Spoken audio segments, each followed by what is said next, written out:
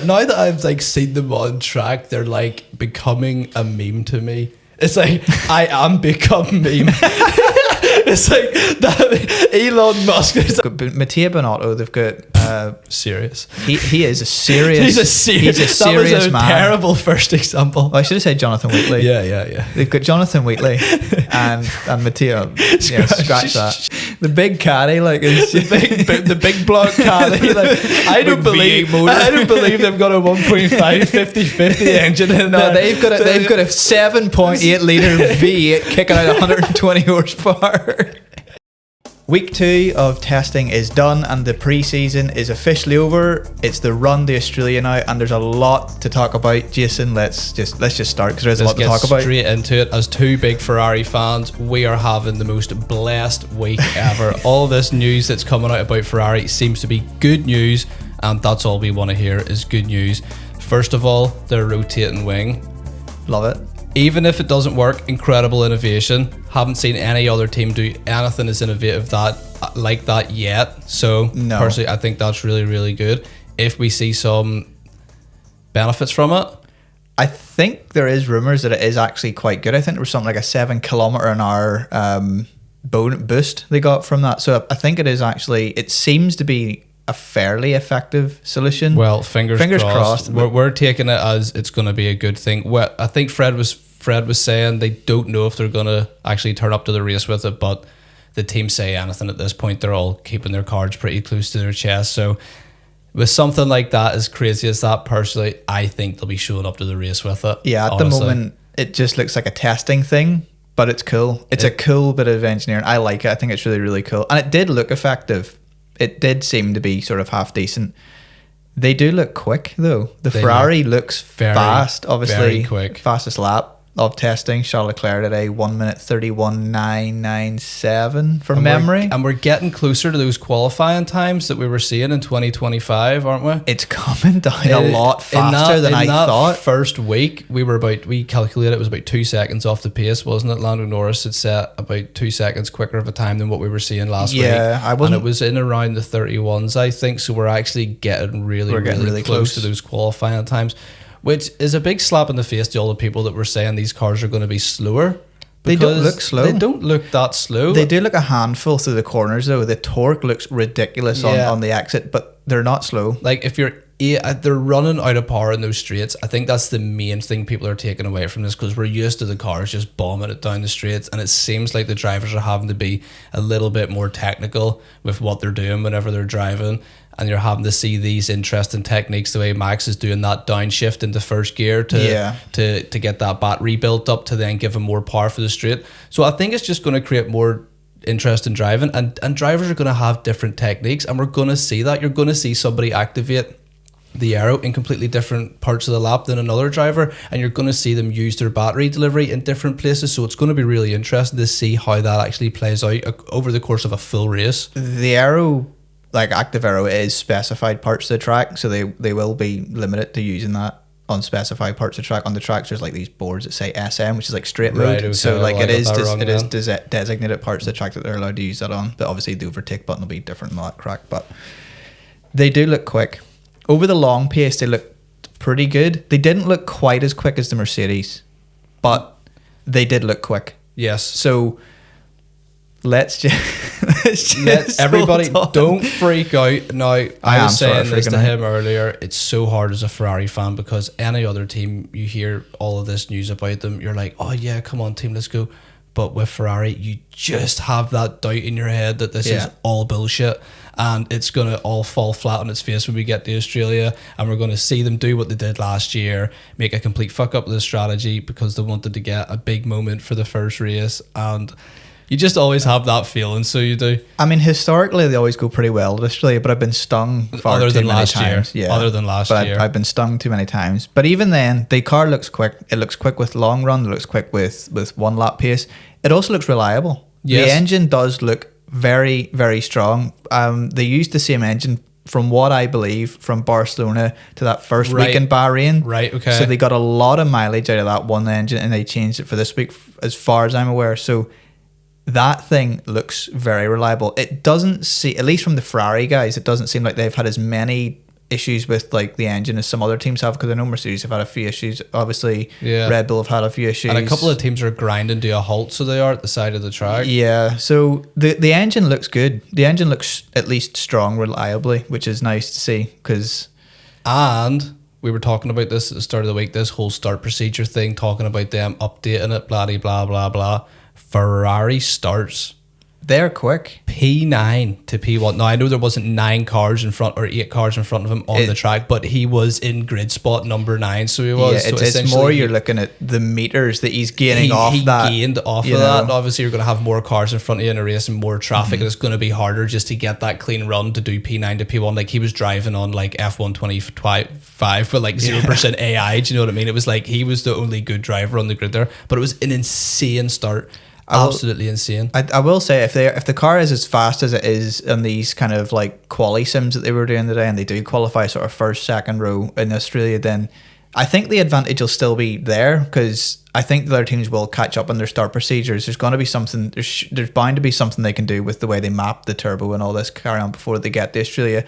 I don't think the start issue is really quite as blown up as a lot of the other like teams. A golden ticket for Ferrari. Like, well, not necessarily a golden ticket for Ferrari. I don't think it's as bad as a lot of the other teams would have led you to believe in terms of how poorly they got away. Yeah. They were always going to sort it out.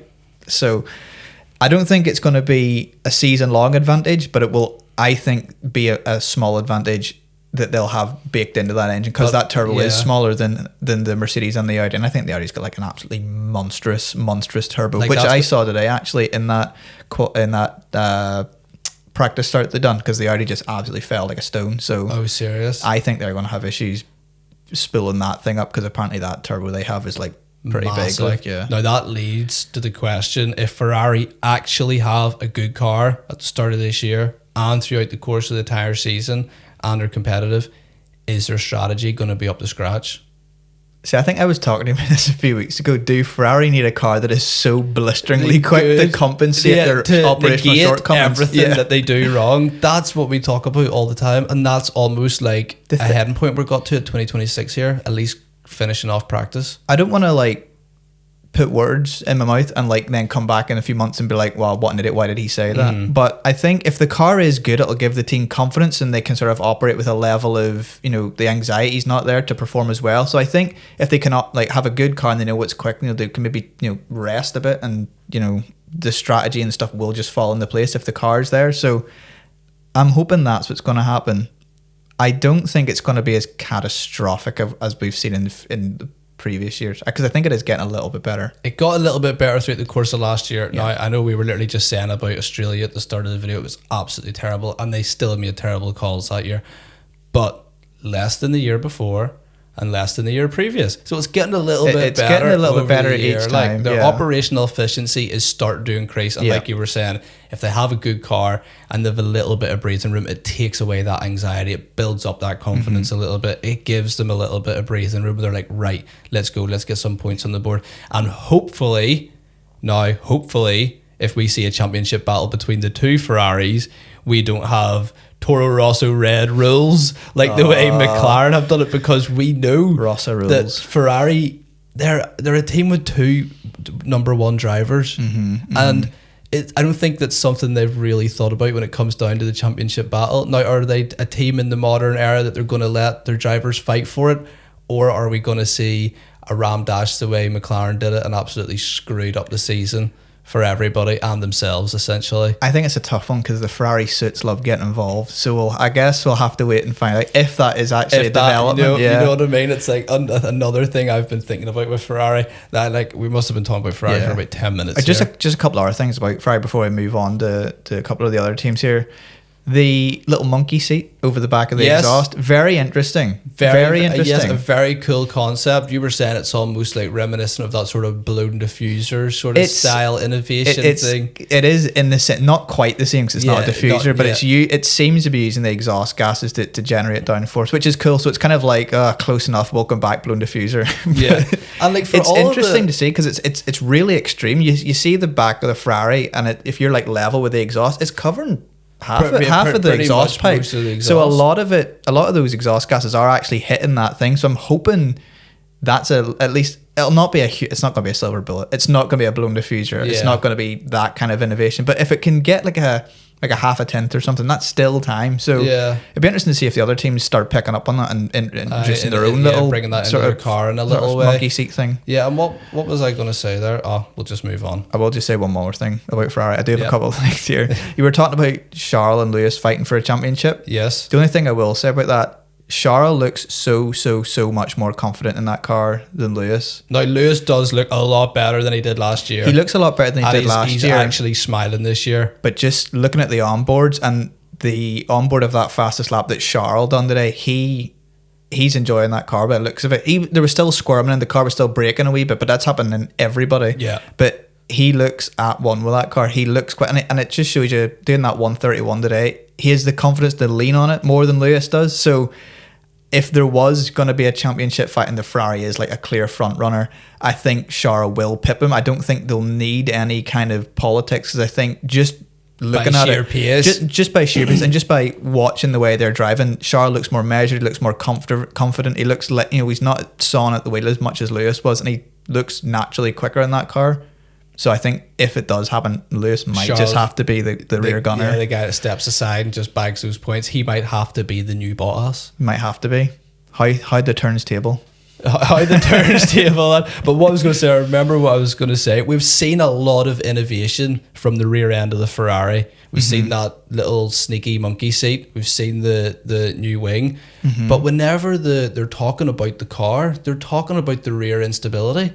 Have Ferrari over-engineered the rear end of the car, or am I picking straws here? I think it's valid. I think it is valid. About having a super strong front end, the car turns in amazing. It's so good, but it's just whenever it's coming out of those corners, just trying to get the power down, you start seeing it shake at the back. That's something I seen again today. It was coming out of what is it? Just before turn 12, I think it's turn 11. That uphill, left-hander. Yeah. Charles was on a couple quick laps in the sort of last hour and a half of testing today, and it looked like the rear end was braking a little bit. He needed to be more tentative coming out on the loud pedal. So it was, I think the rear still slightly unstable. I don't know if that's necessarily anything to do with like that crazy monkey seat thing they've got, or that diffuser that they've built, that sort of more extreme diffuser. It could just be a suspension thing, and it could just be a setup issue. Whenever we get this through, obviously you have the practice sessions and they will be leaning on the car a lot more. So if they can get the rear end set up to be a bit more seated, I think it'll be fine. I don't know if it's an inherent chronic issue with the car. It looked okay because Charles was able to absolutely rag it today. So it's not so unstable that the car is going to be veering off left and right. It looks pretty stable for the most part. I think it could just be like a small setup issue. Yeah. So fingers crossed. But it is something I was sort of thinking about in the back of my mind. It's like we see a lot going on with the rear end of this car. Yeah. Over-engineered question mark, but we'll cut it there for Ferrari. I think we've bled that well dry. Let's see. Aston Martin. Let's go from one extreme to another. This is a team we hyped up. Well, everybody hyped up for good reason. Yeah. And they are just falling short. What is going on in that camp, man? I think I said this a few weeks ago, like the expectation on Newey before they ran the car in Barcelona, was like high. Is this, they've too much expectation on you to bring in the silver bullet, to bring in this car? Yeah, they've expected him to just come in first year, build a banger, and away you go, and then walk out. But a lot of the issues, obviously the car looks jittery, the car looks unstable. I was watching things are falling off the car as well. The thing looks, what would you say? It's unruly. Yeah. It's jittery. A beast to handle. It does not look fun to drive. It looks like a beast to handle, but it doesn't look like a beast that you'd want to handle. It doesn't have aggression. No, it's like fighting a grizzly bear. Yeah. And it's not going to go anywhere quick. Yeah. You know what I mean? You want to be fighting a cheetah. Yeah. At least if you hold on to the cheetah, you're going somewhere. You're going to go somewhere. But it just seems they're nowhere, Matt. From the first gearbox issue Stroll had on day one when it was downshifting, just sent him into a complete spin. Yep. And then day two, Alonso just ground to a halt. Again, I think that was transmission. And it sounded like gearbox issues. You heard the clunking and clattering. It sounded like a bag of nails in a washing machine. It was terrible. Bad. Absolutely terrible. Like you were saying, from a team that we were expecting so much from, and expecting not necessarily because we're fans, but because they were hyping it up as if they were going to be at the front of the grid to fight for this championship, and they're just nowhere. But it is interesting because all the parts were there for it to be good, because obviously they were going in with the Honda engine. Now the Honda engine, the engines are different because it's a new engine regulation, but Honda have been in F1 now so long where they've developed an engine alongside Red Bull, so they know how to build these hybrid engines. They've come in to Aston Martin and seemingly forgot everything. They're back to square one. Now, I know Aston Martin are designing the gearbox, so that falls on them completely. But the engine just seems dead. It seems lethargic. It doesn't like it's over revving. It's like it just looks slow and clunky, and just everything looks bad, at least mechanically, in terms of the engine and the gearbox. The aero platform doesn't look tremendously good either. As I was saying, it looks unstable. The car looks jittery. It's squirming and squirreling. It just sort of screams unrefined. Obviously, the reason it could be so jittery is because it's such an extreme design, and it does just need refining over the next sort of like half a season. And I have no doubt that by the mid-season, the Aston Martin probably will be very good, because it is Adrian Newey, and I know I was saying it's too much expectation, but he will get to the bottom of why the car isn't performing, at least aerodynamically. He'll not have anything to do with the gearbox or the engine. That's Honda and Aston need to figure that out. But I think at least by the mid-season, the car will be a lot more stable. It mightn't be quick, but it'll be a much better car to drive. They need to make sure that this platform is good. They can't do what Ferrari done and have a platform and then 2-3 years into the regulation realise that they have to scrap everything and start from day one, because they've maximised their potential and what they've decided to go with. Yeah. And you mentioned something interesting there about everything falling into place. All the parts, you actually said all the parts falling into place. Well, funny enough, Aston Martin have actually ran out of parts. They have. Yes. They ran out of parts. That's embarrassing. That is incredibly embarrassing. This is shaping up to be more embarrassing than what Williams done there before testing. Now, at least Williams got all their problems put out before they got on track. Aston Martin just seems to be walking in and just throwing the dummies out of their pram, and they just don't know what to do. Yeah, they're a little bit lost. I will just give them the benefit of the doubt. It's the start of the season. You're probably not going to have all your parts. But to break down that much to where you run your reserves dry, that's just going to put more pressure on your machine guys back in the factory, and they're going to be working 24/7 to make sure they have the spares for Australia now. So that's going to eat into their cost cap even more. It's going to take away from their budget. It just feels like this regressive cycle of like a doom spiral. I'm not going to doom it too much because it's only the start of a season, but the signs are there that it's not looking great at the start, apart from the fact that maybe the aero platform will be good by the mid-season. But mechanically at the minute, everything looks really, really quite bad. And they've even extended their original 5-year plan another 5 years. So it's now a 10-year plan. And again, it just speaks of like naivety from like the higher ups of people like Lawrence Stroll, to like funneling money into this thing and expecting it to go. Like we've seen this with Toyota. Toyota came into Formula One and just threw money at it and famously bombed. Echoes of that. He's bringing in all the talent, all this, and just throwing money, but it doesn't feel like there's any clear direction with Aston Martin. It just feels like a money pit. The only team that has threw money at F1 and succeeded was Mercedes in the turbo hybrid era before the cost cap came into effect. Yeah. That's what they did, threw money, and they just won back to back. And I don't know if Lawrence Stroll, like you said, is just expecting to do the same thing, throw money at the wall, build all these factories, bring all these people in that are outside of the cost cap, and then again just falling short. It just makes no sense. And again, you were saying it's like these suits up at the top that have no real understanding of Formula One and how these things develop and are created, and set these ridiculous deadlines to say we're going to have a championship competing car in 5 years. Man, it took Mercedes like 10 years. Yeah. They didn't have a championship winning car when they had Michael Schumacher driving for them. They didn't have a championship winning car until Lewis Hamilton came in. Yeah, those first sort of, what was it?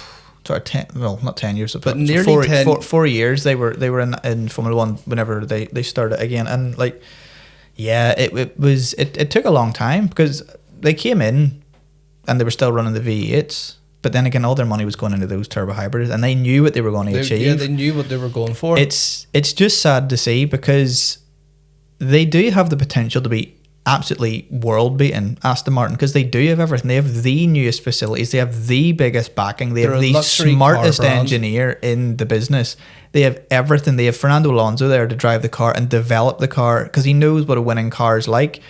And it just feels directionless, it feels ill run. It's just well, it's bad to see because I like Aston Martin, but it feels all over the show. It feels completely rudderless. It's bad to see because I like Aston Martin and I like Alonso. Again, we're seeing Alonso just get stuck at another crap team.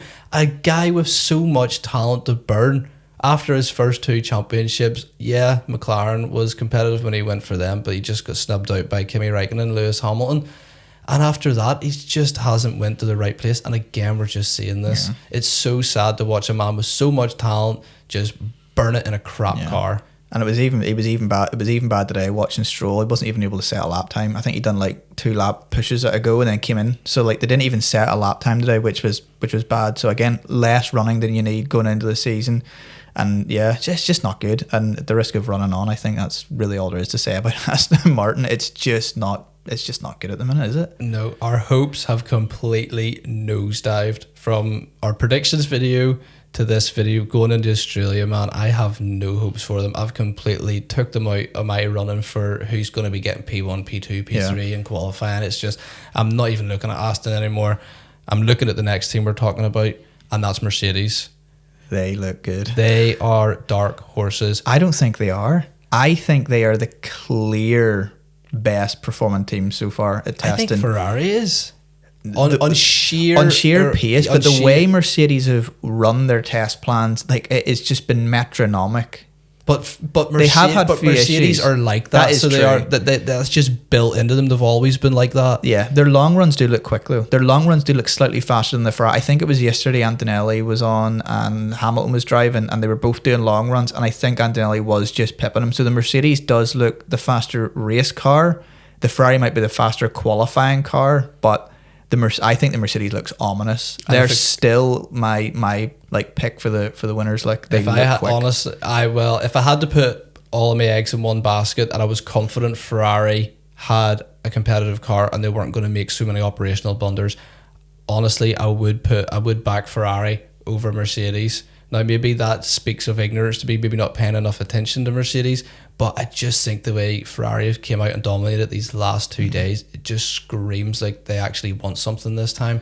But again, that's not to discount Mercedes. Like Mercedes have been strong, and we've said Mercedes have been strong, but I have to bring up what we were saying. This talks about changing the regulations mid-season and this whole engine compression ratio. This could really, really snipe Mercedes. We're looking at them at a point where this is going to work and it's legal, but what's their car going to look like if they have to go to a regular compression ratio? That could completely throw off the whole synergy of the engine. You don't know what that could do. It could completely snipe the team. So that's where I'm sort of falling off a little bit short with Mercedes. There's just that little thought in the back of my head that something might just get them. No, that's fair. Yeah, I don't really know what else to say. That's a fair point. They do look with the regulations. I actually never thought about that. They do look strong. Yes, that is true. But again, with bringing this crazy innovation with the engine, it just sort of leaves that ominous thought over your head, because even Red Bull, sorry to cut you off there, but even Red Bull have talked about backing out of this compression ratio thing, and they're talking about just running a regular compression ratio.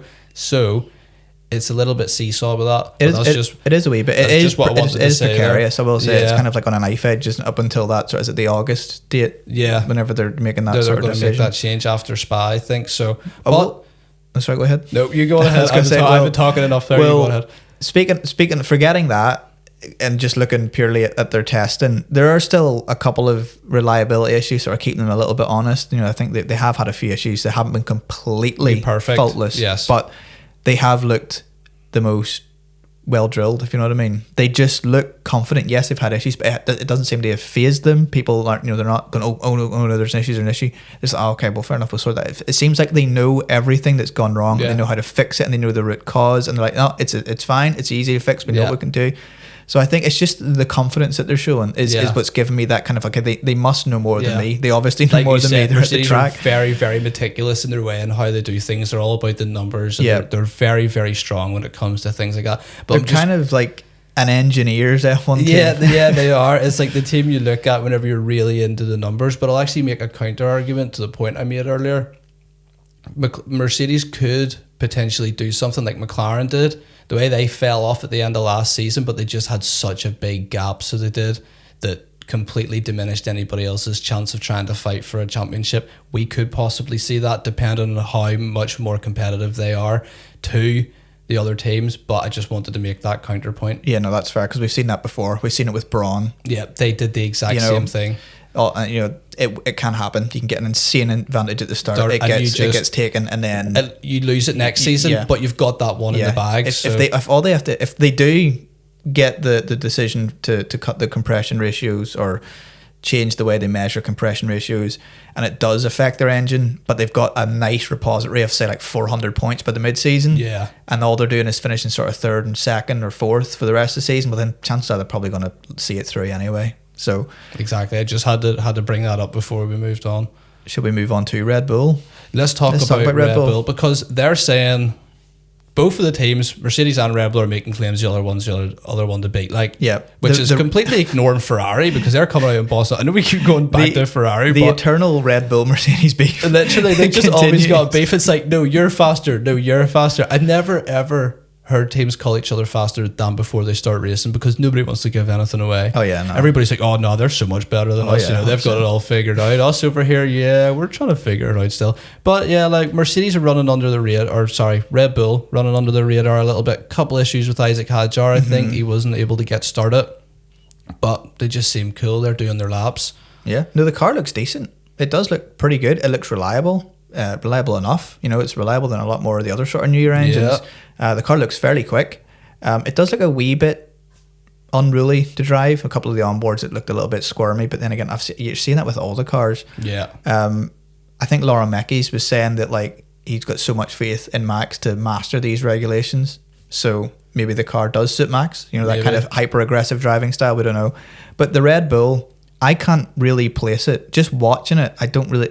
Because one minute I'm looking at it and going, oh, that thing looks really, really quick. That could be the front runner. And then the next minute I'm looking at it and going, oh, maybe it's only fourth. It's kind of weird. It's a weird car. I've no doubt it's going to be in the top 4 pecking order. It's just I don't know where it's going to sit. It could be fastest. It could be slowest. It could just be smack bang in the middle. I know that's an incredibly I'm sitting on the fence. Yeah, that's like grey area opinion. But that's just how I feel about it. I just don't know. It's just one of those teams that are hard to judge. It's so hard to read that car at the minute, because one minute it's performing ridiculously well, and then one minute there's an issue and they're sitting in the garage for like 20-30 minutes trying to figure something out. So it's a weird one. I've no doubt it's going to be a good car. I just haven't a clue where it's going to be. I have no doubt Max Verstappen will be able to drive it well. Oh, yeah, granted, it doesn't break down in the timing belt snaps, due to the Ford engine. I just had to bring that up. The wet belt always have to. The wet belt slander, man. But yeah, like you're saying, I don't really have much to say on Red Bull. Not much to say about Red Bull. I don't want to really just keep going on about them. They've been running under the radar, and we're going to see where they are in Australia. And they've been doing well enough. And that's just it. Yeah. So, any other teams? Let's talk about the championship defenders. Macca.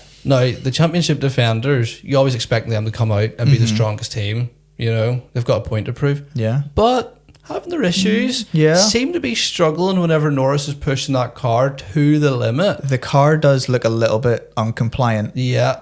It does look fine. A wee bit. It does look fine in running when they're doing their reliability testing. Their long runs look very good. Look good, but whenever he's doing that quali pace stuff, it just does seem to be, like you're saying, super, super squirmy and unruly. Today, whenever Charles was doing his quali runs at the end of that test, I think Landa was sort of trying to do the same sort of thing. He couldn't quite keep up with it. He was running wide. He was, just stuff like locking up. The car was squirming. It was just he wasn't able to catch him. So I think they eventually pulled out and then just started doing sort of more long run focused stuff. All right, buddy, you go back to what you know. You just do. You sit down there, buddy. So they just let Ferrari do their own thing. Yeah, they weren't going to chase him. And I think that's probably fair. But probably the best thing to do as well. It did look a wee bit hard to drive, but I will say, even though the car looks a little bit hard to drive, the drivers are optimistic. Yeah, Oscar Piastri is fairly optimistic with the direction they're going in the car, and I think we'll see McLaren do what they've done a lot over the last sort of couple of years. They'll make a big upgrade package midway through the season, and then because I think Andrea still does that quite a lot. It's kind of like a thing they do. So, and every time they seem to bring a big upgrade package, they seem to gain a lot of time. So it just screams of a team that understands their car. They understand their platform. And I think that's what a lot of this testing was to do, because the car they're running in Australia isn't going to look too dissimilar to what they ran in Barcelona and what they ran in Bahrain. So they're just trying to understand the car, so whenever they do bring that big upgrade package, they know where it's going to work. You're not going to do what Ferrari does and they fucking develop something like that suspension last year and then add it to the car that makes the car 2 seconds slower a lap. Yeah, I know that's unrealistic timing, but it's things Ferrari do. Like, so it's like the car, it looks good. It at the minute, I would maybe place it either third or fourth. It's again chops and changes between the Red Bull, but the drivers seem optimistic. Oscar was pretty optimistic. Lando has been sort of fairly optimistic, talking about the car and the way the team are running. Stella hasn't raised any massive concerns, so I think McLaren will be pretty good. So I've really nothing else other than to say that they look pretty solid. Like, yeah, whether Norris defends his title next year, that will be up for interpretation. We'll find that out. Hopefully not, because I want to see Ferrari with it. I would love a big fight. I would just love a big fight between. I would love a big fight between the Ferrari and the Mercedes. That would be great. If there was two teams that was going to battle it out, I think it would be them two. I know. I have the most investment in those teams, so that's why. Yeah, I'd be the same. To be fair. And before we wrap it up here, let's talk about the Audi and the Caddy, since they're the new teams. And anything other than that, get it in the bin. I mean, the Haas is pretty good. Well, okay, that's right. The Haas. I would almost say, just looking at the Haas, they seem pretty quietly confident. I would nearly say they're maybe my pick for best of the rest. Best of the midfield. Yeah, you could see them like. I could maybe see them sixth, fifth, sixth. Yeah, they look okay.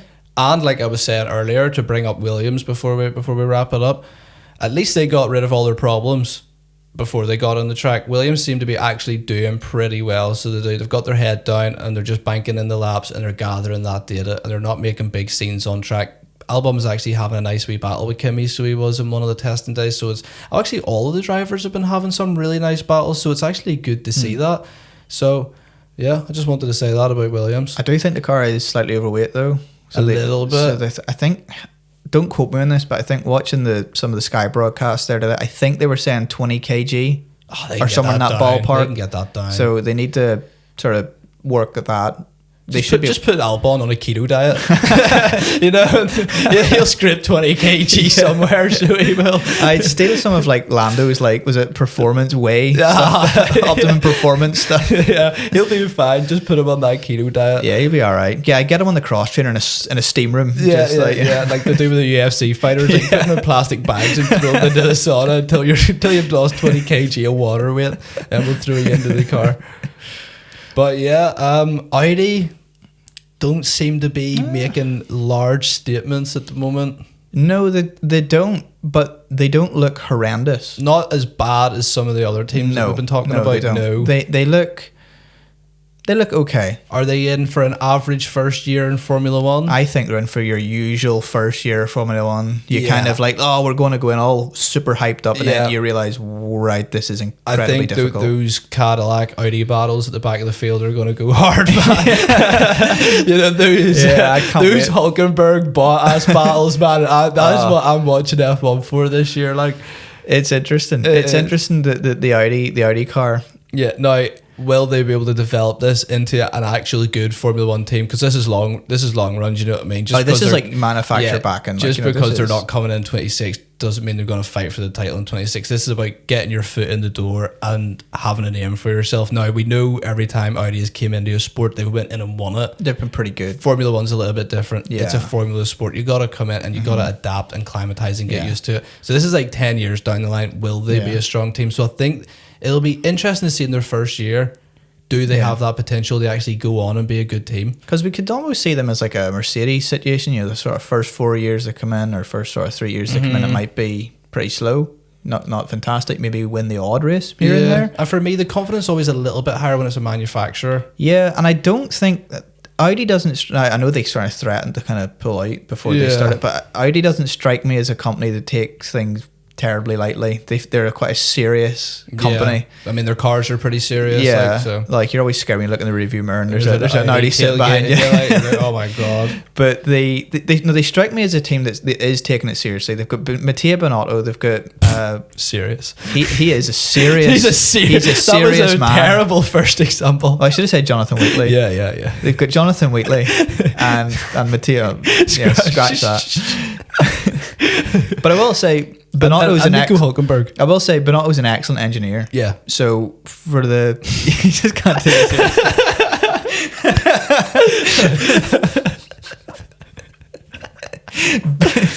I can't even look at the camera and say it.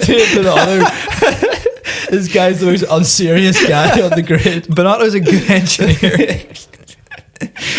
Forget him. So they got Jonathan Wheatley. Nico Hulkenberg. Let's just talk about Cadillac. Cadillac, fuck again. Cadillac have been terrible, man. They're not good. They're not good at all. They're not having a good first year in F1. Can't stop thinking about Audi.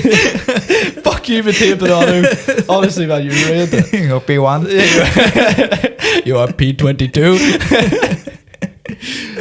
So Cadillac, yes, not good. Car's not good. Car's not good, man. They are definitely really quite disappointingly poor to watch. Yeah. I was almost, well, to be fair, I was kind of a little bit more excited for them because they were talking last year about how, they were doing all the race simulations and they were kind of doing all the stuff behind the scenes to get themselves running. It kind of, I don't doubt that they are going to be pretty good when a race weekend comes around, but the car just looks, and reliability, there's always something with a Cadillac. Every time you look at the broadcast, it's in the garage, the screens are up, and then whenever it comes out, it's just slow.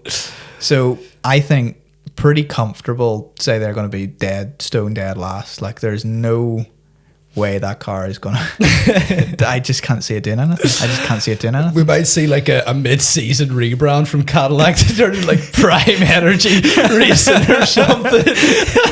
You could even like, what are some other like really bad GM brands? You could maybe like, I don't know any GM brands. I don't know any GM brands. Fucking Saturn.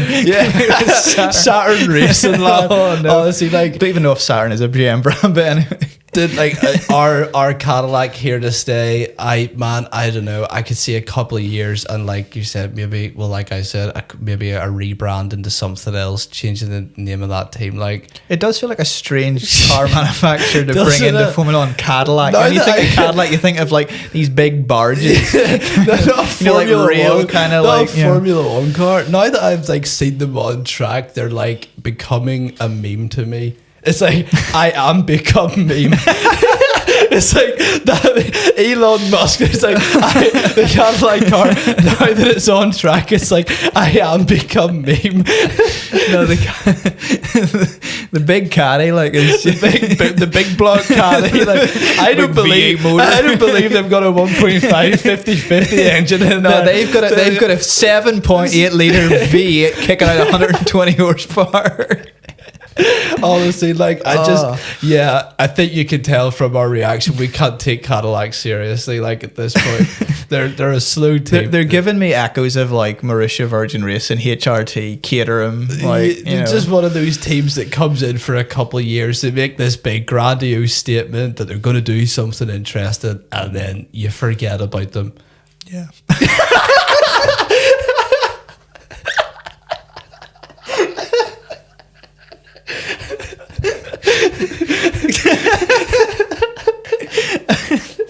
I mean, it's not that funny. It's really I don't know why I'm laughing so much. I don't know why I'm so bloody giddy, but it's not that funny. It's really not, man. But then again, when you think about it, why are they in F1? Why are they in F1, man? They've even got like the most memed out driver lineup. Like, you know what I mean? Like, Valtteri Bottas. This man's come back from retirement. This is like Sonny Hayes. This is the Sonny Hayes arc playing out in real time. Like, you've got a nude calendar model in Valtteri Bottas, honorary Australian, and Checo Perez, the Minister of Defence. Like, these guys. Good, don't get me wrong. Like, they are good drivers. They're good drivers. It is just funny. It's just funny. We just find it very funny. It is just funny, and you have it's not all serious. Like, it's not all serious. Oh God, that's so hilarious. Man, you're getting to see my ears for the first time. Bo actually has ears, not just holes in the side of his head. I am not a Lego minifigure. You've got the Lego hair. Right, we gotta wrap it up. It's gone off topic. This has got so off topic, but guys. That's our biggest, most interesting talking points that we want to talk about from talking. Yes, guys, if you were following along from practice this week, what did you think of it? Were you extremely surprised that Ferrari came out and just absolutely bossed up at the end of those 2 days? Who do you think's going to win the season, even if you know yet? But I think that just about wraps it up. If you really enjoyed this video, please give us a like, leave us a comment in the comment section below. Let us know what you thought of this video, and we will see you guys in the next one. See ya. See ya.